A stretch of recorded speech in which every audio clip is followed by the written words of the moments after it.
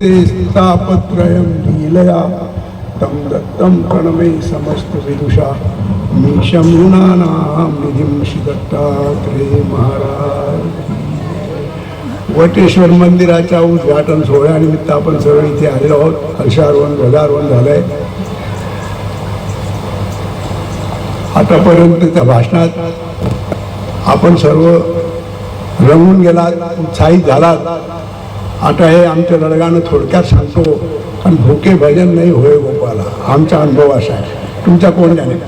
आता तुम्हा विदर्भाच्या लोकांना 1 वाजेनंतर जेवायची सोय, आमच्या लोकांना 12च्या आत जेवायला लागते. हो, आमच्या लढगानं सोडून देवा. त्या अमरावती जिल्हा भाग्यवान आहे.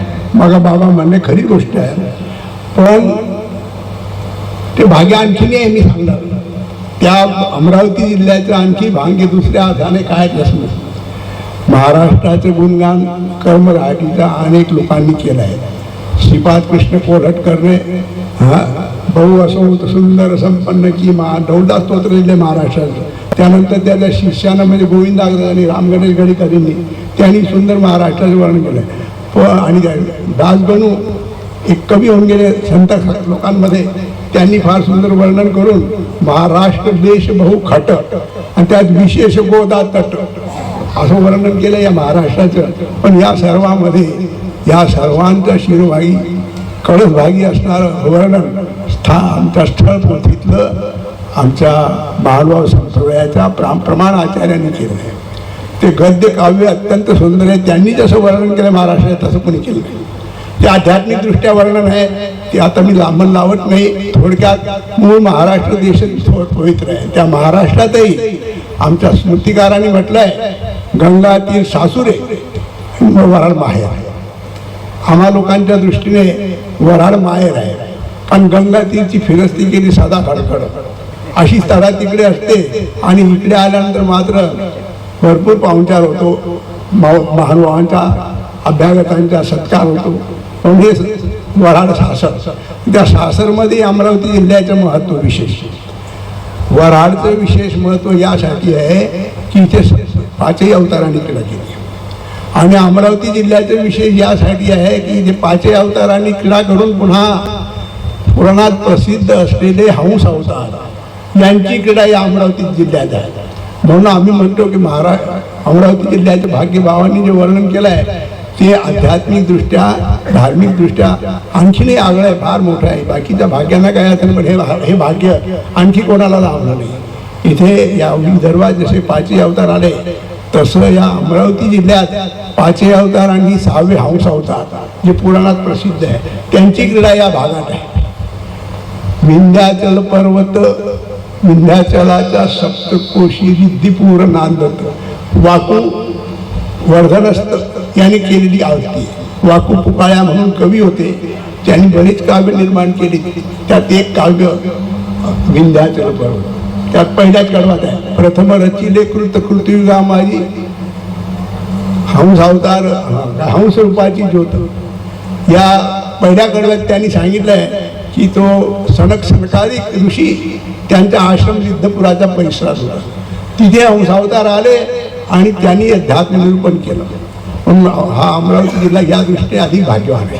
बाकी असो, पण सगळेच अवतार इथे खेळले आहेत. आमचे श्रीकृष्ण महाराज रुक्मिणी हरणाच्या इथे आले. सिद्धपुराला थोडा वेळ उभाही राहिले असं म्हणतात. आणि त्रेतायुगात श्री दत्तात्रेय प्रभू महाराज ते आधी आहेत जी बद्रीचा वाटेने स्वामी नित करतो हे झालं. आपल्या मातापुराहून निघाल्यानंतर बद्रिकाश्रमाला जाताना या सिद्धपुराहूनच जातात आणि 45वरून पुन्हा येताना या विदर्भातूनच जातात. तसं द्वारावतीकर बाबा पण या भागात गेले. मातापुराला शक्ती स्वीकार केल्यानंतर ते यवतमाळ जिल्ह्यातूनच गेले तिकडे. म्हणजे वराड या दृष्टीने भाग्यवान आहे. दुसऱ्या दृष्टीने अमरावती जिल्हा भाग्यवान असा की द्वारावतीकर महाराजांचं अळदपूरला प्रस्थान आलेले आहे. अळदपूर ती कामाख्या अशी घटना आहे. तात्पर्य सगळेच अवतार इथे आहे. श्रीबाबांचं आपलं सगळ्यांना माहीतच आहे. आपल्या देवाबद्दलही आपल्या सर्वांना माहीतच आहे. एकूण या जिल्ह्याला हे महत् भाग्य लावलं आहे की सगळेच अवतार इथे पुराण प्रसिद्ध अवतार इथे केले. आता गणेश भुजंगचं आता जे स्थान आपण त्याचं कलशारोहण झालं त्या मंदिराविषयी आणखी एक माहिती आपल्याला माहिती पाहिजे. माहिती आपल्याला असावी, लीळाचरित्र हा संशोधनाचा जबरदस्त मोठा विषय. लीळाचरित्रासारखे संशोधनाला क्षेत्र महानुभावात नाही. खूप वाव आहे या लीळाचरित्राच्या, कारण या लीळाचरित्राचे असंख्य खरडे इतस्ततः खेडोपाडी आणि निरनिराळ्या मठांमध्ये विखुरलेले आहेत. ती शोधून काढणं जरा जिकिरीचं काम आहे. शोधून जर काढलं तुम्हाला त्यात बऱ्याचशा अपूर्व माहिती मिळतील. अशी एक अपूर्व माहिती आमच्या पाहण्यात आली. ती अशी की भरवसून निघाल्यानंतर देव प्रमाणे फक्त त्या दोघांचा शेवटी 2 सेवक ठेवले, बाकी सगळे परत करून लावले. हळूहळू त्या दोघा सेवकांसह वटेश्वरी त्यांचं वास्तव्य झालं आणि मग ते अचलपूरला गेले, म्हणजे आळजपूरला गेले. तिथून पुढे देऊळवाड येऊन स्वामी सिद्धपुराकडे गेले. म्हणजे हे नवीन माहिती आम्हाला प्राप्त झाली. या दृष्टीने या वडनेर गावाचे एक अनन्यसाधारण महत्त्व आहे की 2दा स्वामी इथे येऊन गेलेले आहेत. आपल्याला वाटते एकच आले असं नाही, 2दा स्वामी इथे येऊन गेले आहेत. अशा स्थानाचं भाग्य आहे, या गावाचंही भाग्य आहे. तर अशा स्थानाचं आपण आज कळशारोहणाचा ध्वजारोहणाचा कार्यक्रम अनुभवला, सोहळा अनुभवला. आपण त्याने तृप्त झालेले असाल तरी पण आता वेळेचं बंधन आहे. मी जरा जास्त बोलावं असंही वाटत नाही मला. थोडक्यात म्हणजे की श्रीवर्धनस्थ महानुभावांनी आपली परंपरा चालवली. कशी ओमव्यास बाबांचे प्रणव सौनिक बाबा, रमेशला सरले बाबा, त्यांनी रिद्धपूरचं महाद्वारचं काम केलं. प्रचंड जनता जमली होती. घर चालू आता आपल्याला म्हणून त्यांनी जनरेटर बंद झालं. ते इशारा दिला आम्हाला डुबते सूरज की आलं की घर चालू, लोकांना भुका लागल्या आहेत, आता तुमची वटवट थांबवा. शेवटी श्रीवर्धनस्थ बाबांचं या कार्यक्रमाचा त्यांनी निमित्ताने त्याने मोठा खर्च केला, खूप कष्ट उचलले. त्यांनी आपली परंपरा चालवली.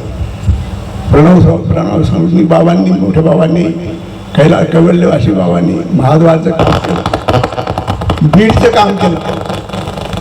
असं त्यांनी बरेच कामं केले.